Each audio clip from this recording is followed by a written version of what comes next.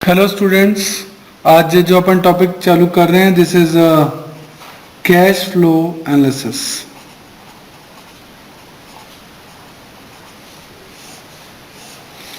देखो, cash flow analysis को पढ़ने के आपके बेसिकली दो मेथड हो सकते हैं। नंबर वन जो आपका मेथड होता है वो आपका होता है डायरेक्ट मेथड। नंबर टू आपका होता है इनडायरेक्ट मेथड। सही है। बेसिकली आपके दो मेथड हैं, एक तो डायरेक्ट मेथड और एक आपका इनडायरेक्ट मेथड। ठीक है। पूरे कैश फ्लो एनालिसिस को एक्चुअली कुछ एक्टिविटीज में बांटा गया है। ये एक्टिविटीज कौन सी हैं? देखो, एक्टिविटीज बेसिकली ये तीन टाइप की आपकी एक्टिविटीज हैं। नंबर वन है आपकी ऑपरेटिंग एक्टिविटीज। इनके बारे में एक्सप्लेनेशन अपन बाद में देखेंगे। ऑपरेटिंग के बाद नंबर टू है आपकी इन्वेस्टिंग एक्टिविटीज और लास्ट नंबर थ्री है आपकी फाइनेंसिंग एक्टिविटीज। तो एक्टिविटीज को बेसिकली तीन पार्ट्स में बांटा गया है। अब उनको बारी बारी से अपन एक्सप्लेन करते हैं। सबसे पहली एक्टिविटी कौन सी है? नंबर वन है आपकी ऑपरेटिंग एक्टिविटी।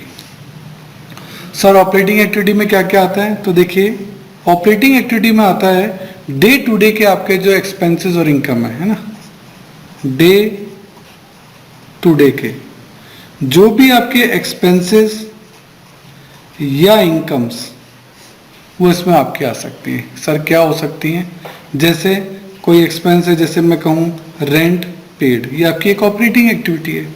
ऐसे ही मैं आपको कहूँ सैलरी पेड, ये भी आपकी क्या है? ऑपरेटिंग एक्टिविटी है। ठीक है। इसके अलावा मैं कहूँ कि परचेज आपने की, ये भी आपकी क्या है? एक ऑपरेटिंग एक्टिविटी है। ऐसे ही आपने सेल्स की, ये भी आपकी क्या है? ऑपरेटिंग एक्टिविटी है। तो जो भी डे टू डे से रिलेटेड आपके एक्सपेंसेस और इनकम है वो सारे आपके क्या है?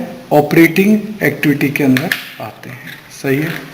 नेक्स्ट, सर इन्वेस्टिंग एक्टिविटीज में क्या आते हैं? इन्वेस्टिंग एक्टिविटीज में आपका आता है परचेज एंड सेल, परचेज और sale of fixed assets. Fixed assets की जो भी आपने परचेज और सेल की है, फिक्स्ड एसेट्स के अलावा आपके इन्वेस्टमेंट्स भी हो सकते हैं ना। इन्वेस्टमेंट की जो सेल परचेज आपने की है वो भी आपकी इन्वेस्टिंग एक्टिविटी में ही आती है। ठीक है। तो ये आपका हो गया इन्वेस्टिंग एक्टिविटी।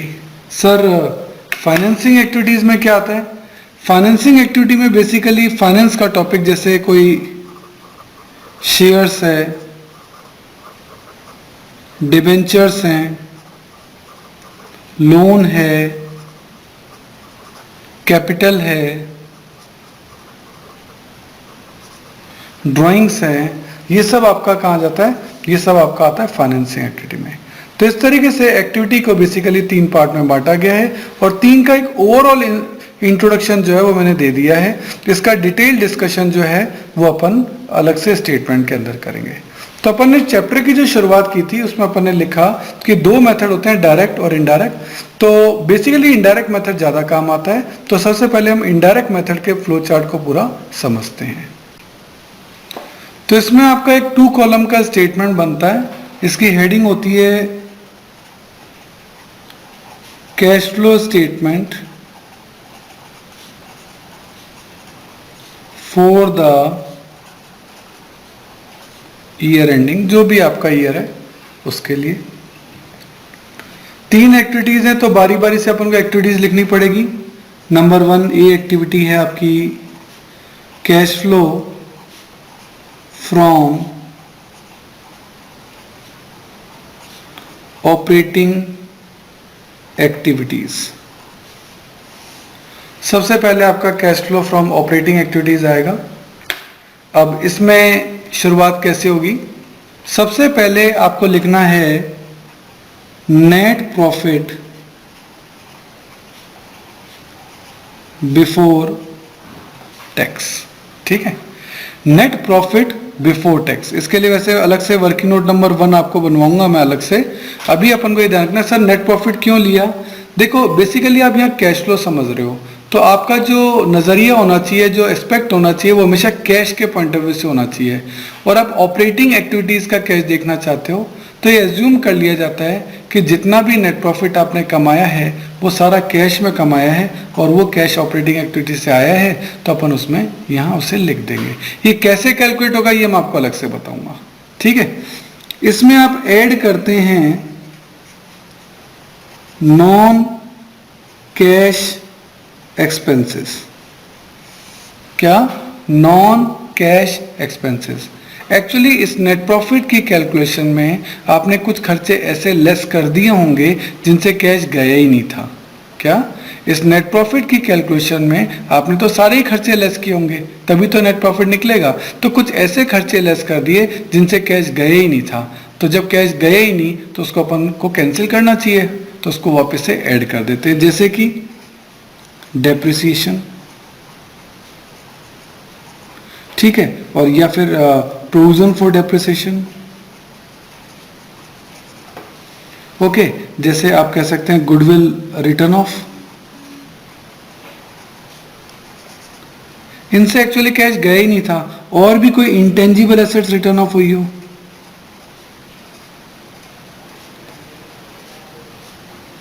उनसे भी कैश नहीं गया था, तो ये सभी आपके नॉन कैश एक्सपेंसेस कहलाते हैं। इनको नेट प्रॉफिट में आप वापस ऐड कर देंगे। इसके अलावा जितने भी नॉन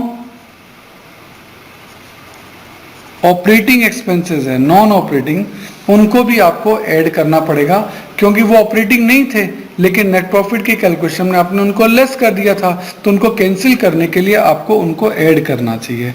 तो ऐसे नॉन ऑपरेटिंग एक्सपेंसेस जैसे loss on sale of fixed assets.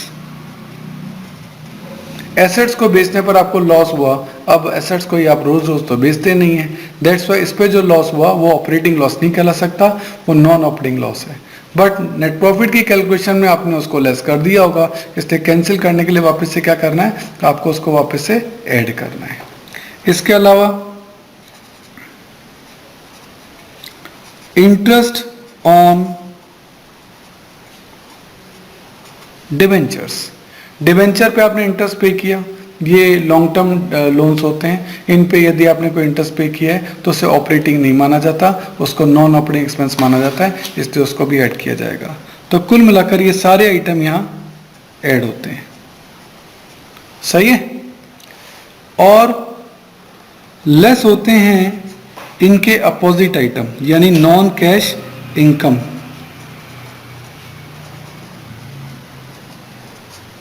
या non operating income.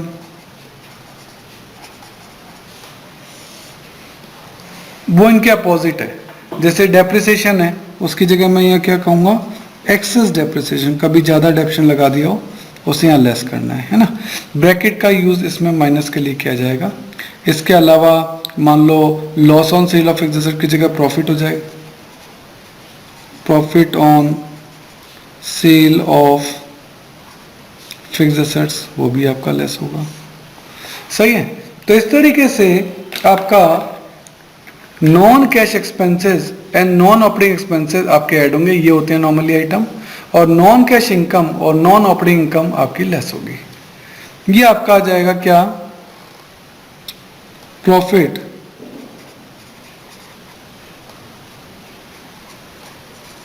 Before working capital changes, सही है।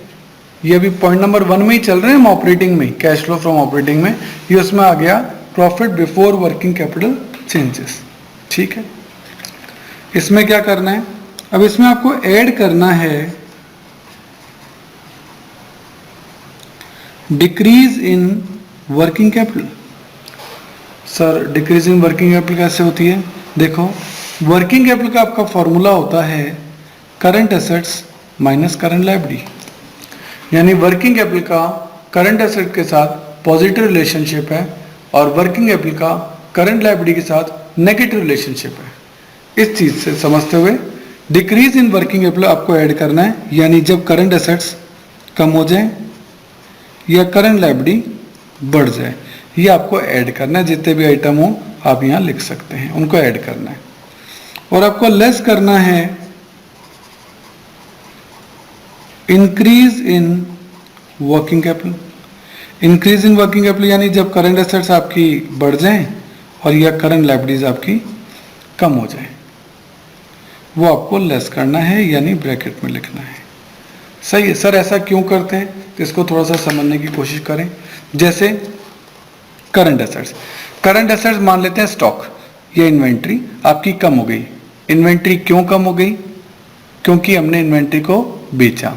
बेचा तो हमारे पास कैश आया तो क्या करेंगे? ऐड। क्योंकि मैंने कहा कि आपको कैश ही सब कुछ है, आपको इस पूरे टॉपिक के अंदर कैश को ही रिकॉग्नाइज करना है। ऐसे ही करंट एसेट बढ़ गई यानी इन्वेंट्री बढ़ गई। इन्वेंट्री क्यों बढ़ गई? क्योंकि हमने इन्वेंट्री को परचेज किया, और इन्वेंट्री को जब हमने परचेज किया तो उससे हमारा कैश गया है, तो उसको क्या करेंगे? लेस करेंगे। इस तरीके से ये दो आइटम और भी हो गए। और सबसे लास्ट में यह आएगा लेस टैक्स पेड, वो भी यहां लेस हो जाएगा। तो ये कुल मिलाकर ऑपरेटिंग एक्टिविटीज में है cash flow from operating activities. उसमें सबसे पहले आएगा नेट प्रॉफिट बिफोर टैक्स, उसमें नॉन कैश एक्सपेंसेस या नॉन ऑपरेटिंग एक्सपेंसेस दोनों को जोड़ेंगे, इनकम्स को लेस करेंगे। ये आएगा profit before working capital changes, उसमें decrease in working capital add करेंगे, वो देखना पड़ेगा current asset and current liability का, और इंक्रीज इन वर्किंग कैपिटल को लेस करेंगे current asset and current liability का। और सबसे लास्ट में टैक्स पेड, इसके लिए भी आपका एक अकाउंट जो है वो वर्किंग नोट बनेगा, वो वर्किंग नोट नंबर 2 में मैं आपको अलग से समझाऊंगा। यहां तक का टोटल आप आउटर कॉलम में बाहर यहां लिख देंगे। ये आपकी हुई है cash flow from operating activities. आगे देखते हैं। अगर आपको मेरे वीडियोस पसंद आ रहे हैं तो देखिए एक लाइक, शेयर और सब्सक्राइब तो बनता है, तो मेरी खुशी के लिए एक लाइक तो कर दीजिए। देखिए आपका टाइम बड़ा कीमती है, तो यदि नोट्स लिखने में आप अपना टाइम बचाना चाहते हैं और वर्कशीट भी गेट करना चाहते हैं तो इन सभी की पीडीएफ का लिंक नीचे डिस्क्रिप्शन में गिवन है, आप वहां जाके देख सकते हैं। देखिए स्टूडेंट, जितने भी वीडियो हमने बनाए हैं उनके जितने भी क्वेश्चन मैं वीडियोस में करा रहा हूं उनका लिंक आपको डिस्क्रिप्शन में दे रखा है। आप वहां से उस लिंक को डाउनलोड कर सकते हैं, उसका प्रिंट आउट निकाल सकते हैं। उसके बाद वो क्वेश्चन पेपर आप अपने सामने रखिए और देन आप वीडियो देखिए। उससे आपको फायदा ये होगा कि क्वेश्चन आपके सामने रहेगा। तो ये चीज़ जरूर से कर लेनी है। और मैं आपको एक बार स्पेशल बताना चाहता हूँ कि ये जो वीडियो है ये तो ट्रेलर है। अगर आपको हमारे सारे वीडियो देखने हैं तो आपको हमारी मोबाइल ऐप सब्सक्राइब करना चाहिए, उसका नाम है अनुराग क्लासेस, और इसमें आपको हमारे सारे वीडियो देखने को मिलेंगे। क्यों? देखो यूट्यूब तो ट्रेलर है, यहाँ सारे वीडियो नहीं होते। अगर आपको सारे वीडियो देखने हैं तो आपको हमारी मोबाइल ऐप सब्सक्राइब करनी पड़ेगी, उसमें आपको सारे वीडियोज़ मिलेंगे, उसमें आपको नोट्स मिलेंगे, प्रिंटेड नोट्स भी होंगे, हैंड रिटन नोट्स भी होंगे, मतलब आप हर तरीके के नोट्स वहाँ ले सकते हो। उसमें भी उसकी जो मेंबरशिप है वो प्रीमियम भी है और स्टैंडर्ड भी है, जो भी आप लेना चाहें। और आपको वहाँ अदर बुक्स के इंपॉर्टेंट पिक्स, अच्छे डायग्राम, अच्छे क्वेश्चन, अच्छे पैराग्राफ, वो भी आपको जो है इस ऐप के अंदर मिलेंगे। और इसके अलावा बहुत ही important point, MCQ test. MCQ test का पैनल है जिसमें आप जितने भी टेस्ट वहाँ देंगे उसमें ऑप्शंस होंगे ABCD, उसमें ट्रू एंड फॉल्स के क्वेश्चन होंगे, उसमें फिल इन द ब्लैंक्स के क्वेश्चन होंगे। आपने 40 क्वेश्चन का टेस्ट दिया, जैसे सबमिट किया विदिन 5 सेकेंड्स आपका रिजल्ट आपके सामने है। तो ये मोबाइल ऐप मैं जरूर चाहूँगा आप जरूर से सब्सक्राइब करिए। मेरा नंबर है 9829224488। आप ऑफिस आवर्स में कभी भी मुझे कॉल कर सकते हैं। Thank you. देखिए स्टूडेंट, हमारे चैनल से जुड़ने का फायदा आपको नेक्स्ट 7 इयर्स तक मिलेगा, क्योंकि हमारी रेंज बहुत बड़ी है। नॉर्मली आप चैनल्स पे देखेंगे वो 1 या 2 या 3 सब्जेक्ट पढ़ा रहे हैं, लेकिन मैं आपको बहुत बड़ी रेंज दूंगा। यदि आपकी और मेरी ट्यूनिंग जमती है तो ये बहुत लॉन्ग लास्टिंग रहेगी, और वो ट्यूनअप में आपको बार बार नई ट्यूनअप नहीं करनी पड़ेगी, क्योंकि आपकी ट्यून मुझसे जम चुकी है। क्यों? क्योंकि मैं आपको बता रहा हूँ कि मैं 11th में आपकी अकाउंट्स, स्टेट्स और माइक्रो इकोनॉमिक्स लूंगा। 12th में मैं आपकी अकाउंट्स, मैक्रो और इंडियन इको लूंगा। बीकॉम के अंदर मैं आपकी corporate accounting, advance accounting, costing, financial management, budgeting, income tax etcetera, जो भी आपके जिस भी नाम से ग्रेजुएशन के अंदर ये कोर्स होंगे, इन सब के वीडियो हमने ऑलरेडी बना रखे हैं। मोबाइल ऐप आपकी बना रखी है, तो आपको बहुत सारी फैसिलिटीज हम देने जा रहे हैं। इसके अलावा CA, CS और CMA के फाउंडेशन और इंटर कोर्सेज में जितने भी प्रैक्टिकल हैं या इकोनॉमिक्स से रिलेटेड टॉपिक है, उन सब के वीडियो आपके तैयार मिलेंगे, पूरा स्टडी मटेरियल, पूरा नोट, सब चीज़ A to Z आपको रेडी मिलेगी। और इसके अलावा मास्टर्स अगर आप कर रहे हैं उसमें भी QT है या मैनेजरियल इकोनॉमिक्स है, डायरेक्ट टैक्स है, QT का मतलब क्वांटिटेटिव टेक्निक्स, डायरेक्ट टैक्स है, इनडायरेक्ट टैक्स है, एडवांस टैक्स है, यानी पूरी कंप्लीट प्रैक्टिकल जितने भी न्यूमेरिकल सब्जेक्ट होते हैं सब आपको हमारे चैनल पे और हमारे मोबाइल ऐप पे मिलेंगे, जो कि आपको नॉर्मली बाकी चैनल्स पे नहीं मिलते हैं। हर साल आपको नए चैनल्स पे शिफ्ट होना पड़ता है और यहाँ आपको एक ही चैनल पे कंप्लीट सॉल्यूशन मिलेगा।